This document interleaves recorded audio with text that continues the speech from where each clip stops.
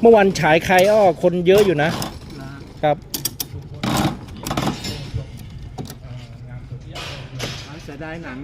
ตอนนี้มันมีแต่หนังมืดๆหนังอย่างน่ารักมากก็มืด มืดเหรอสว่างเป็นบางจะบันปอน ดูแล้วหนังมันทำไมดูใสๆมืดเหรอก็เป็นบางตอนแบบฉากในเมืองอะไรเงี้ยสว่างแต่พอ